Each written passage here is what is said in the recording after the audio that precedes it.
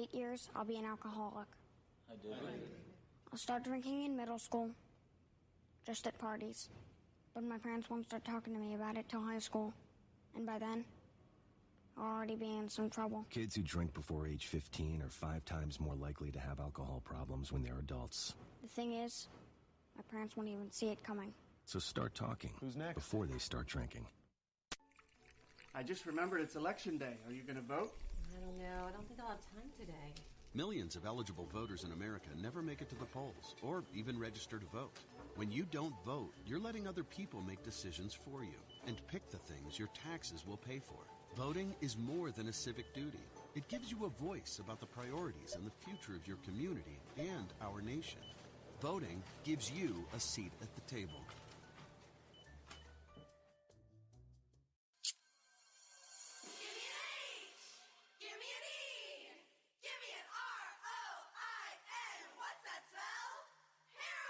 Started at a party, everyone was there. She had a couple pills on a little dare, but now she's missing class and she's dropping her pom-poms. Nobody knows where she is, not even her mom. Everybody thought she was the all-American girl. So there goes the books, it's all about the score. There goes the doggy, life is such a bore. There goes the family, she's got a new friend. There goes the looks, this is the end. I guess she really was the all-American girl. Pick up heroin and you'll throw away everything you love. Share your stories on Instagram with #heroin. Today in school, I learned a lot. In chemistry, I learned that no one likes me. In English, I learned that I'm disgusting. And in physics, I learned that I'm a loser. Today in school, I learned that I'm ugly and useless. And in gym, I learned that I'm pathetic and a joke.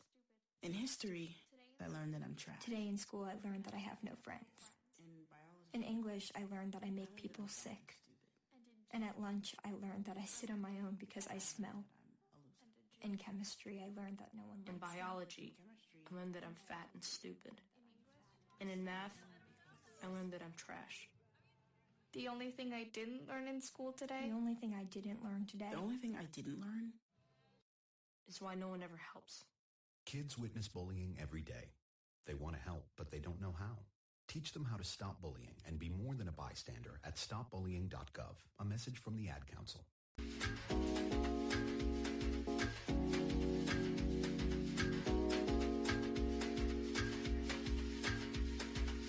Straight No Chaser Talk Radio. Other shows water down the issues. We only serve the hard stuff.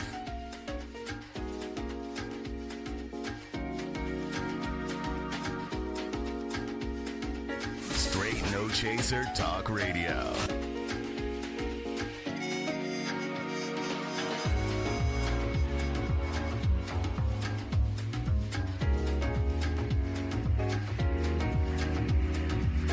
Welcome back to Straight No Chaser. We are talking about enough is enough. And conversations around the whole state of what's going on across the country in light of the George Floyd murder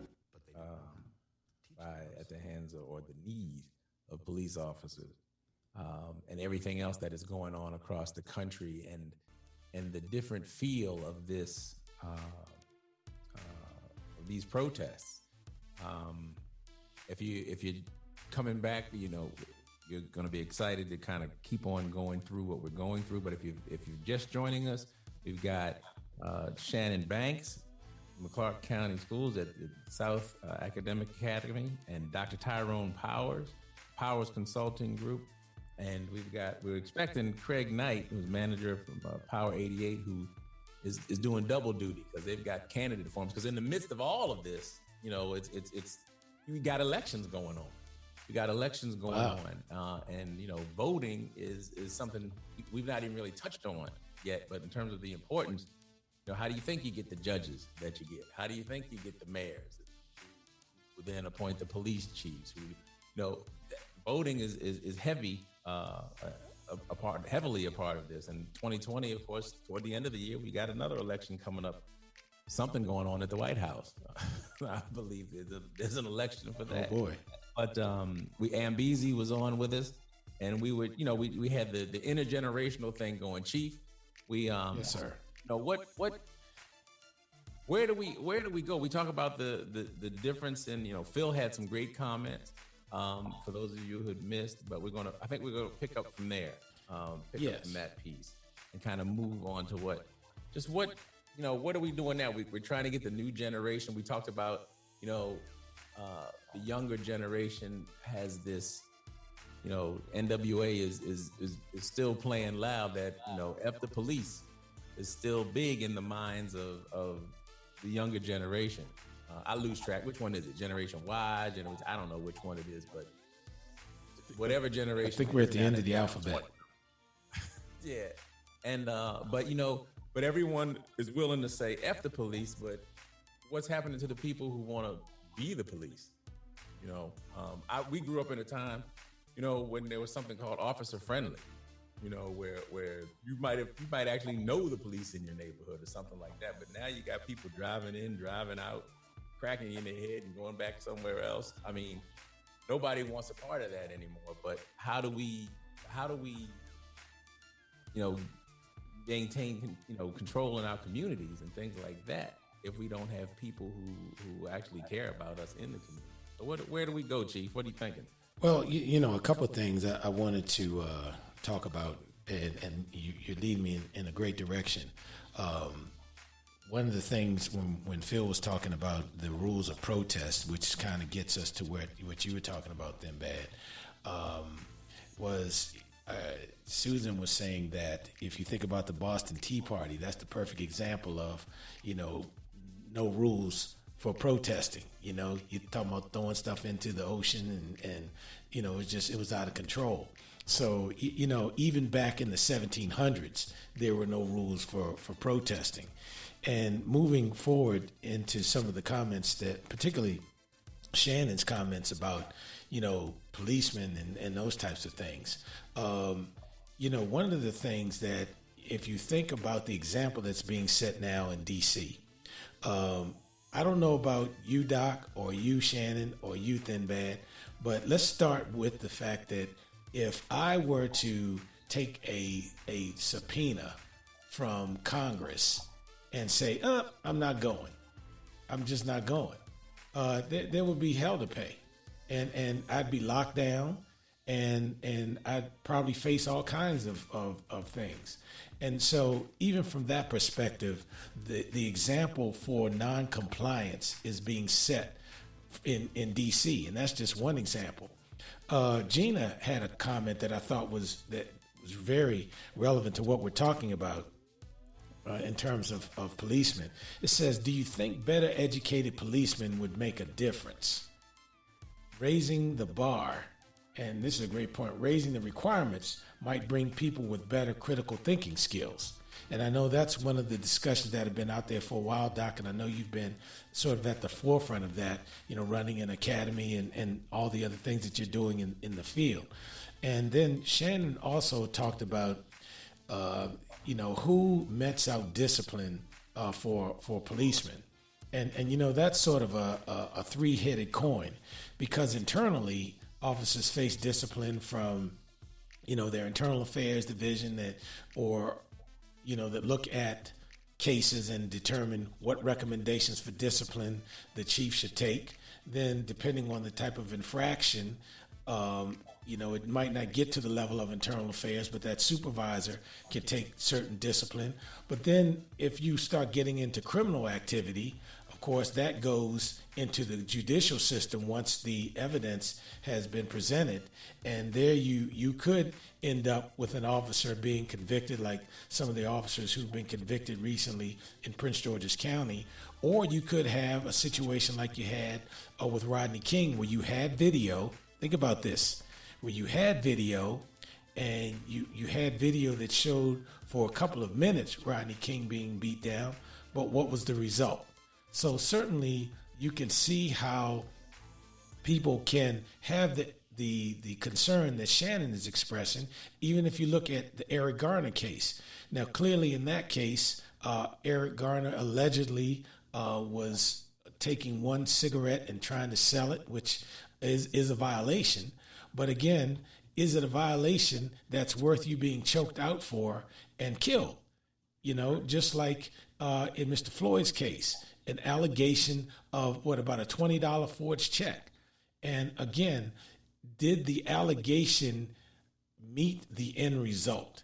And Shannon, you're absolutely right in terms of the concern that raises when you see these types of results happen and people wonder, okay, will there really be accountability at the judicial level, or will this thing be moved to Iowa where you have a more sympathetic audience in terms of hearing the perspective of I was afraid, I felt threatened, and those types of things. And again, I absolutely understand and support. You have to have due process. Everyone deserves due process. But certainly you want to make sure that as that process is meted out, that, again, there is real accountability. And so I hear you loud and clear on that one, Shannon. Doc, you want to talk about that other piece? Now, I thought we were going to follow up with Shannon. I thought she was saying something about... Oh, I'm sorry. I didn't see it. When we left, I thought she was talking about accountability, but maybe I was wrong. Yeah, Shannon. Yeah, I was. We were talking about accountability. I just feel like the officer they need to be accountable to someone else, because what we're doing now is not working.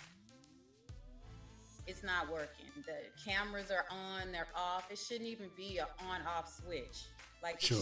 Something should happen if they turn it off. Like, somebody else should come in other than the guys that they're riding with, because you're going to have your partner's back, wrong or right, as we have seen in the past. Mm-hmm. And the other thing I was really wanting to talk about was Amber, how Ambezi was saying that it's really no way to say what it should look like when you're protesting. You know, mm-hmm. How can you put a guideline on it, I guess, per se, but we need somebody to lead, and everybody needs to say that everybody needs to follow the same suit. It's hard to say. That's really hard to say. But we do need a leader like a Martin Luther King, like we had back in the day, because everybody followed Martin Luther King and wanted to do the right thing. You might have had your knuckleheads over here doing something else, but we need somebody to step up and say, this is what we need to do. And when you look at Dr. King, even if you look at the protest that led to his assassination, or when he was assassinated, a lot of things led to his assassination, but it took place in Memphis, Tennessee. And the day before, they had a orderly protest, a protest that got out of order. They broke glass and all. Dr. King said, well, things got out of order. That wasn't us. We do peaceful protests. So tomorrow we're going to redo the protest. Now think about this, because we don't know this history. So we're going to redo the protest, and we're going to do it in a peaceful manner. They came back the next day and they did it in a peaceful manner. And then they killed Dr. King after the peaceful protest, not after the protest that was out of order. After after the man of peace did a peaceful protest, he was shot in the neck on the balcony of the Lorraine Hotel. So they have to, in order to make that argument, they have to think that we don't know history. Because we can say, if we do, and from a historical standpoint, it makes all of us uncomfortable to see the glass breaking. It makes all of us uncomfortable to see the looting. But to be quite frank with you, after things are out of order regarding from a police officer who killed someone, we all should feel uncomfortable.